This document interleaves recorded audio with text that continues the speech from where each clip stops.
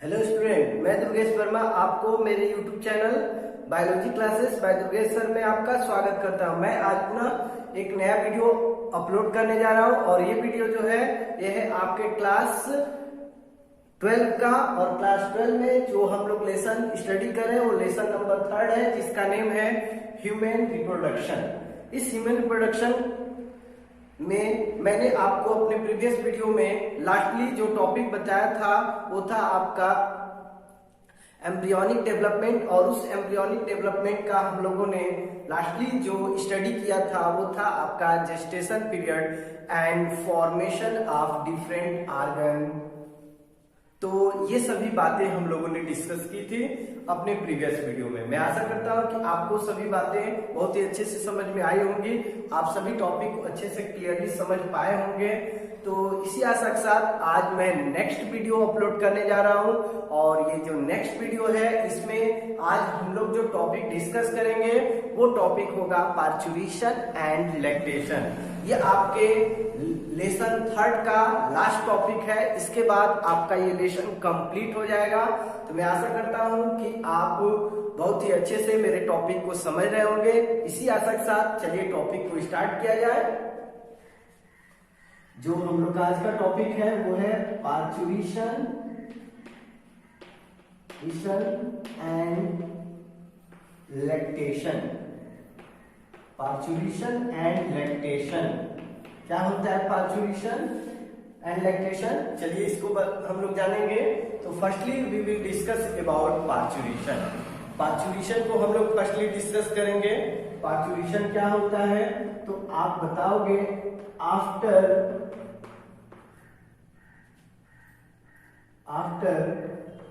completion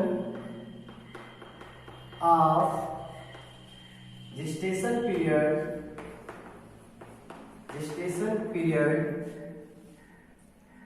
after completion of gestation period, the baby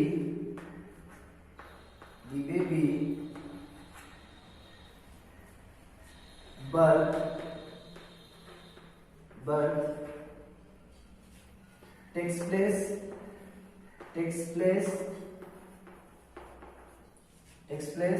which is called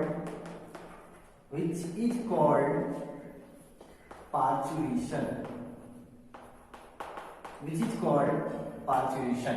तो आप बताओगे parturition क्या होता है? तो after completion of gestation period, ये gestation period that means pregnancy period के कंप्लीट होने के बाद जब बेबी जो फीटस होता है उसका कंप्लीटली डेवलपमेंट हो जाता है, उसमें सभी ऑर्गन का फॉर्मेशन हो जाता है।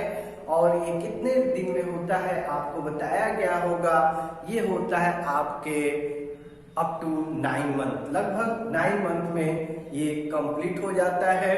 और उसके बाद 9 मंथ के बाद आपका जो नेक्स्ट प्रोसेस होता है वो होता है आपका parturition, which also called as childbirth. इसको हम लोग चाइल्ड बर्थ भी बोलते हैं। तो वही मैंने आपको बताने के लिए लिखा है कि after completion of gestation, that means after completion of gestation you also read gestation period. आप यहाँ जेस्टेशन पीरियड भी लिख सकते हैं, लिखेंगे, ठीक ना। तो after completion of gestation period के कंप्लीट होने के बाद the baby birth takes place, baby का बर्थ होता है और विच इज कॉल्ड पार्चुरेशन। और जब बेबी का बर्थ होता है तो उसी को हम लोग किस प्रोसेस के नेम से जानते हैं? This is called as parturition. तो आप ये भी लिख सकते हो पार्चुरेशन इज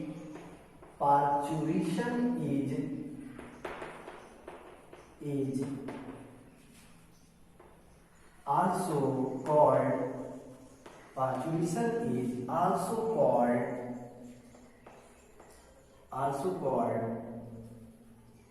delivery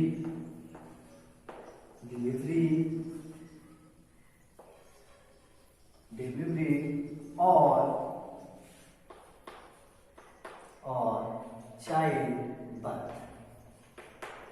पार्चुरेशन को हम लोग डिलीवरी और चाइल्ड बर्थ भी कहते हैं। ओके, ये बातें आप बताओगे। तो इस तरीके से आपको पार्चुरेशन के बारे में समझ में आया। अब पार्चुरेशन क्या होता है वो मैंने बताया। अब जानना हमें कि पार्चुरेशन के टाइम होता क्या है, किस तरीके से किसी बेबी का बर्थ होता है, ये बातें हम लोग जानेंगे। तो आपके एनसीईआरटी में ये लाइनें लिखी गई हैं कि जैसे ही जेस्टेशन पीरियड कंप्लीट होता है उसके बाद vigorous contraction takes place in uterine wall. जो यूटेराइन वॉल होते हैं उनमें वाइग्रस कंट्रैक्शन होने लगता है और उस वाइग्रस कंट्रैक्शन से ही आपके बेबी का बर्थ होता है। तो ये सिग्नल स्टार्ट होता है, ये सिग्नल मिलता है और ये सिग्नल कब मिलता है?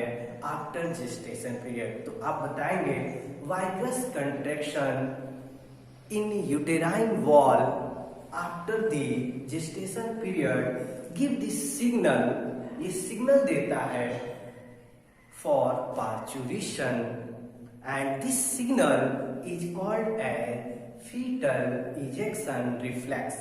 ये बातें आप याद रखोगे। फीटल इजेक्शन रिफ्लेक्स क्या होता है तो आप बताओगे after completion of gestation period, after completion of gestation period mild uterine contraction takes place and this mild contraction give the signal to childbirth. This is called as fetal ejection reflex. तो मैं आशा करता हूं कि आपको मेरी बात समझ में आ गई होगी। तो चलिए उसको मैं लिख भी दे रहा हूं। तो इसके बाद आप बताओगे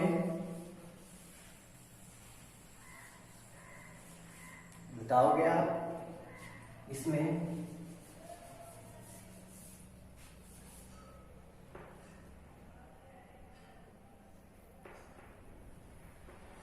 during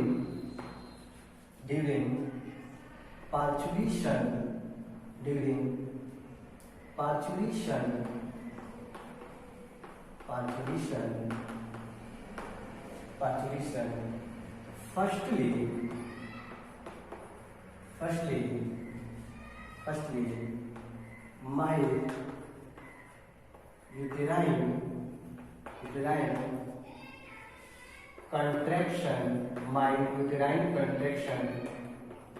firstly mild uterine contraction takes place,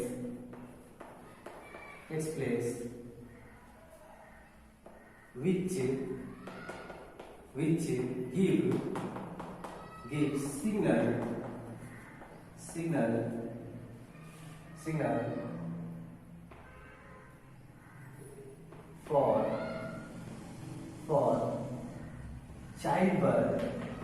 for childbirth called fetal ejection reflex, fetal ejection reflex। तो आप बताओगे कि ड्यूरिंग पार्चुरेशन के ड्यूरेशन में क्या होता है बेटा कि फर्स्टली सबसे पहले माइल्ड यूटेराइन कंट्रैक्शन होता है टेक्स प्लेस विच गिव, जो देता है सिग्नल फॉर चाइल्ड बर्थ के लिए सिग्नल देता है, ठीक ना। और कॉल्ड फीटल इजेक्शन रिफ्लेक्स, और इसी को आप क्या कहते हो?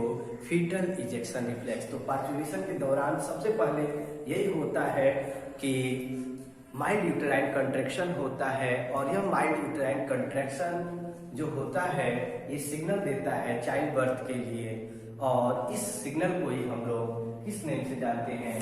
फीटल इजेक्शन रिफ्लेक्स के नेम से जानते हैं। तो ये आप बताओगे। ओके, तो इसके बाद क्या होता है ये बातें हम लोग जानेंगे। तो आप बताओगे by secretion of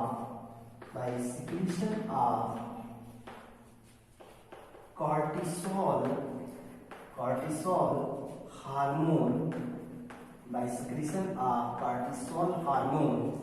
cortisol hormone के सिक्रीशन के द्वारा we secrete from the adrenal gland of fetus, जो फीटल होता है उसके एड्रिनल ग्लैंड से कॉर्टिसोल हार्मोन जो सिक्रीट होते हैं।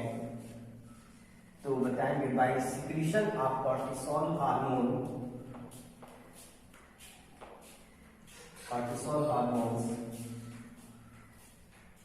एस्ट्रोजन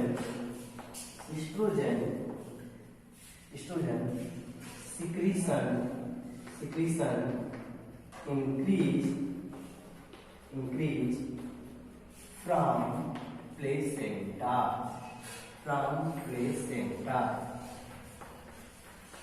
तो आप बताएंगे by secretion of cortisol hormone के सिक्रीशन के द्वारा ईस्ट्रोजन, आप जानते होंगे ईस्ट्रोजन हार्मोन्स को, तो oestrogen secretion increase from placenta से ईस्ट्रोजन का सिक्रीशन इंक्रीज होता है।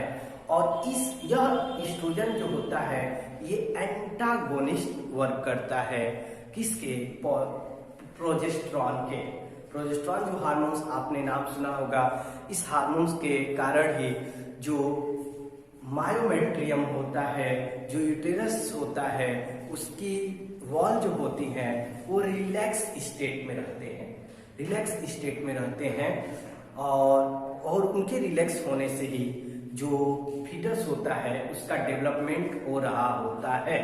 बट जब एस्ट्रोजन का लेवल इंक्रीज करता है प्लेसेंटा से जब सिक्रीट होता है एस्ट्रोजन, तब तो उसके लेवल के कारण जो हार्मोन प्रोजेस्टेरॉन होता है उसका इफेक्ट कम होने लगता है, और उसके इफेक्ट कम होने से जो रिलैक्स होते हैं आपके यूटेरस वॉल, वो आपका कॉन्ट्रैक्ट करना स्टार्ट कर जाते हैं, और इस तरीके से फीटल इजेक्शन रिफ्लेक्सेस होता है। और इसके जो सिग्नल होते हैं वो सिग्नल तुरंत मिल जाते हैं आपके एंटीरियर पिट्यूटरी को, और ये एंटीरियर पिट्यूटरी से आपका हार्मोन ऑक्सीटोसिन सिक्रीट होता है। ये बातें आप याद रखोगे। तो मैंने क्या लिखा है वो समझा दे रहा हूँ। By secretion of cortisol hormone के सिक्रीशन के द्वारा जो एस्ट्रोजन होता है उसका सिक्रीशन इंक्रीज हो जाता है। एस्ट्रोजन का सिक्रीशन इंक्रीज होता है फ्रॉम प्लेसेंटा से सिक्रीशन इंक्रीज होता है, और इसके बाद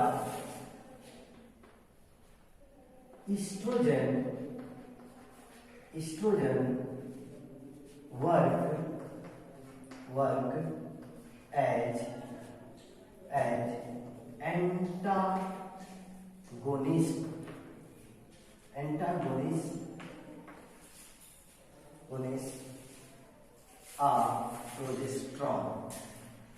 प्रोजेस्टेरॉन। ये प्रोजेस्टेरॉन एंटागोनिस्ट के रूप में काम करता है, मतलब उसके लेवल को ये कम कर देता है, उसके इफेक्ट को कम कर देता है। और उसके बाद बताएंगे एस्ट्रोजन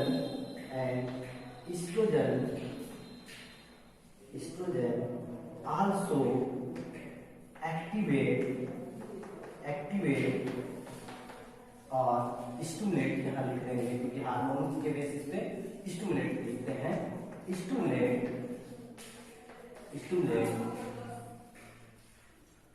यूटेराइन रिसेप्टर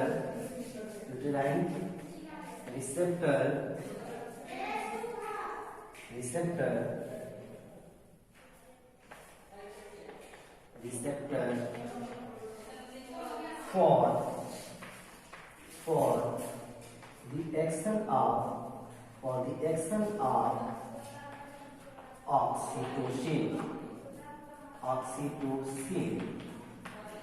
ऑक्सीटोसिन के एक्शन के लिए जो वॉल होती हैं यूटेराइन के, उनको स्टिमुलेट कर देता है कौन? Oestrogen hormones. और उस तरीके से अब इसका सिग्नल जो होता है, हल्के कंट्रैक्शन का सिग्नल तुरंत चला जाता है आपके कहां पर? एंटीरियर पिट्यूटरी पर। आपके बुक में लिखा है during the parturition neuro endocrine action takes place. Neuro endocrine action का मतलब ये होता है कि नर्वस सिस्टम और इंडोक्राइन सिस्टम दोनों इस प्रोसेस के ड्यूरेशन में वर्क करते हैं, तो उसको हम बोलते हैं न्यूरो इंडोक्राइन एक्शन। और उस तरीके से इंडोक्राइन जो ग्लैंड है हमारा, post endocrine gland, pituitary gland, वो सिक्रेट कर जाता है ऑक्सीटोसिन हार्मोन्स को। और ये ऑक्सीटोसिन हार्मोन्स जो होता है, ये क्या करता है कि ये हार्मोन्स बहुत ही तेजी से जो यूटेराइन वॉल होते हैं, मायोमेट्रियम, वहां पर कंट्रैक्शन फास्ट कर देता है। और इसके फास्ट कंट्रैक्शन करने से और इसके साथ साथ एक और हार्मोन भी एक्शन करता है, रिलैक्सिन हार्मोन्स। उसके एक्शन से आपको मैंने बताया था, रिलैक्सिन हार्मोन्स जो होता है ये सर्विकल वॉल को वाइड कर देता है, उसको सॉफ्ट कर देता है, और इस तरीके से चाइल्ड का बर्थ होता है। ये बातें आप याद रखोगे। तो मैंने क्या बताया, क्लियर हो गया होगा। मैंने यही आप लोग को बताया है कि जैसे ऑक्सीटोसिन हार्मोन्स को सीक्रेट करने के लिए एस्ट्रोजन जो होता है उसका सिग्नल मिलता है, तो एंटीरियर पिट्यूटरी आपका सीक्रेट करता है। आगे आपको मैं लिख कर बता दे रहा हूं, मैंने बताया भी, तो बताएंगे। सॉरी, एंटीरियर पिट्यूटरी नहीं बेटा, पोस्टीरियर पिट्यूटरी। ओके, याद रखना। ऑक्सीटोसिन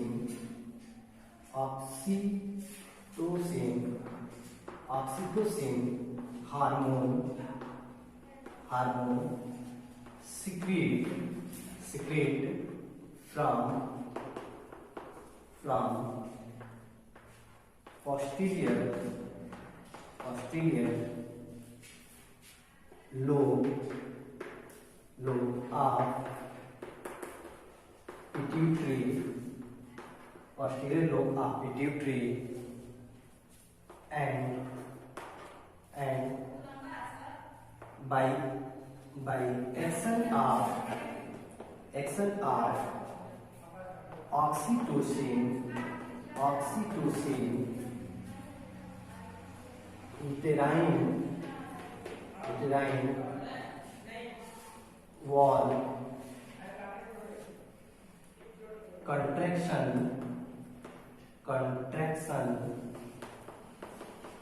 increase यूटेराइन वॉल का कंट्रैक्शन इंक्रीज हो जाता है, और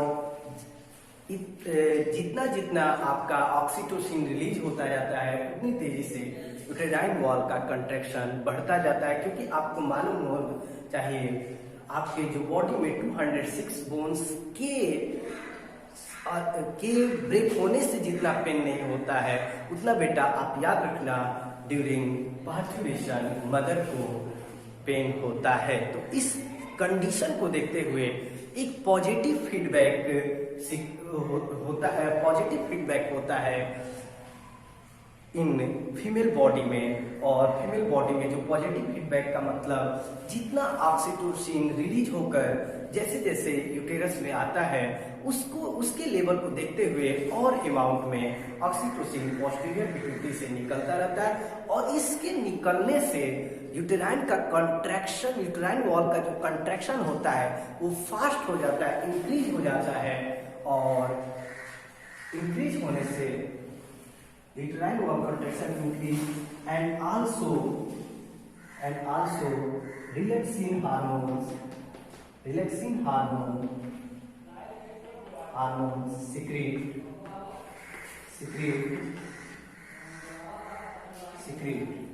आगे बताएंगे। बोथ हार्मोन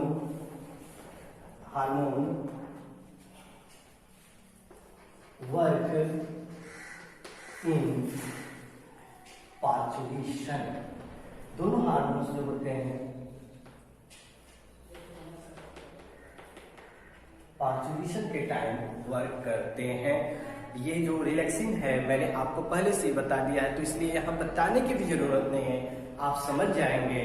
और ऑक्सीटोसिन का एक्शन अभी मैंने आपको बता दिया कि ऑक्सीटोसिन क्या करता है, आपको समझ में आ गया होगा। तो इस तरीके से जो होता है पार्चुरेशन होता है, तो आप बता पाओगे, मैं आशा करता हूँ। तो जब भी आपसे कोई पूछेगा क्लियरली बता देना क्या होता है, एक बार रिवीजन के तौर पर बता दे रहा हूँ, समरी बताऊंगा ये पार्चुरेशन में क्या होता है। तो सबसे पहले आपको अगर कोई पूछे कि फीटल इजेक्शन रिफ्लेक्स कैसे होता है, फीटल इजेक्शन रिफ्लेक्स किस तरीके से होता है, तो आप क्या बताओगे?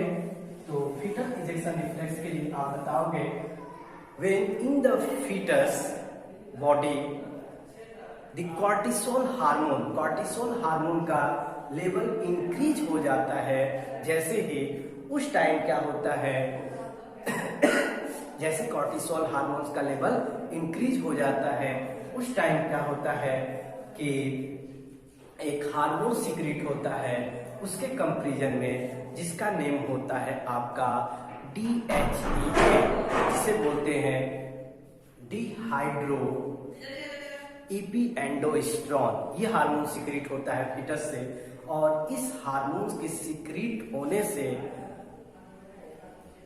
प्लेसेंटा जो होता है, इस हार्मोन्स के एक्शन से प्लेसेंटा जो होता है वो ईस्ट्रोजन हार्मोन्स को सीक्रेट करता है। याद रखिएगा, प्लेसेंटा कौन सा हार्मोन सीक्रेट करता है? Oestrogen hormone. और इस ईस्ट्रोजन हार्मोन्स के द्वारा आपका जो यूटेराइन वॉल होता है वहां पर ऑक्सीटोसिन के रिसेप्टर जो होते हैं वो एक्टिवेट हो जाते हैं, और साथ में आपका यूटेराइन कंट्रैक्शन भी, माइल्ड यूटेराइन कंट्रैक्शन भी होता है, जिसे हम फीटल इजेक्शन रिफ्लेक्स करते हैं। इसके साथ साथ आपका जो प्रोजेस्टेरॉन होता है उसके कंपैरिजन में मैंने बताया है कि एंटागोनिस्ट का वर्क करता है। तो प्रोजेस्टेरॉन हार्मोन जो होता है वो आपका उसका एक्शन जो होता है या उसका जो इफेक्ट होता है वो कम होने लगता है एस्ट्रोजन के इंक्रीज होने से।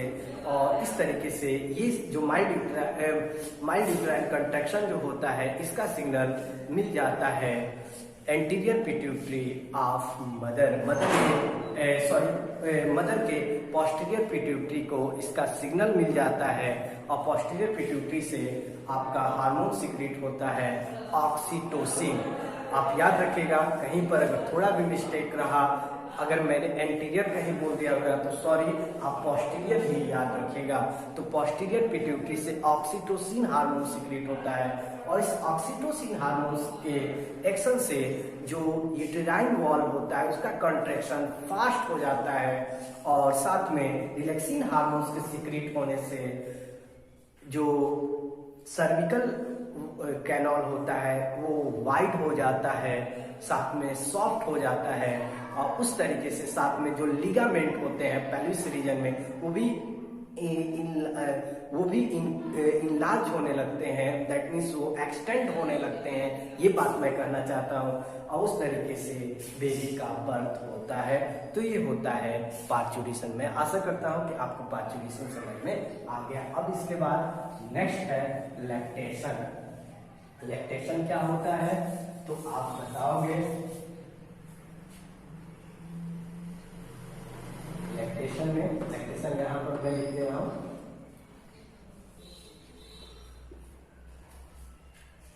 लैक्टेशन इसमें बताओगे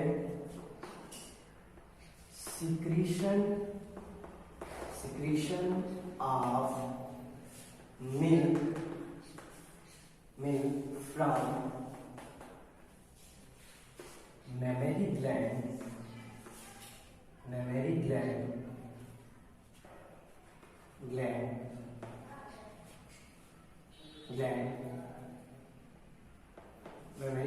of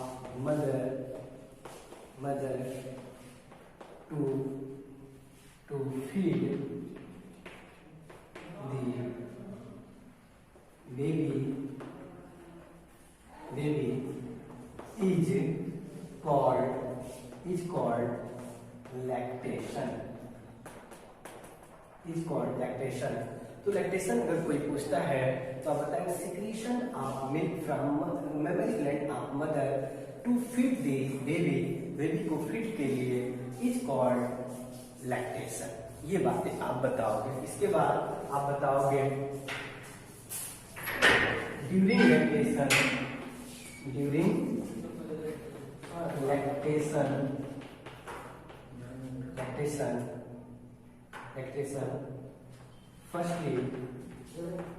firstly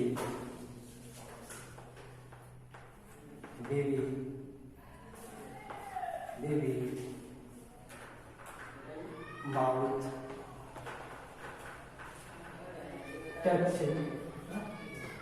touch the nipple of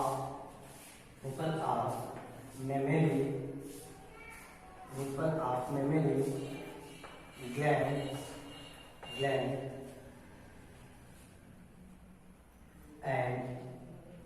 and suck the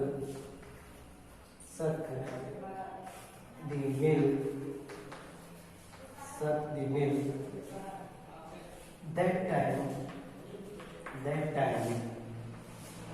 that time signal from sensory neuron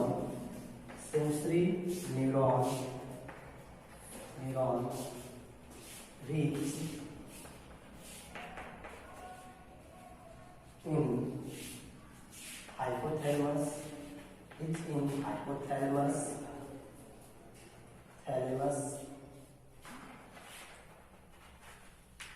which stimulate pituitary for secretion of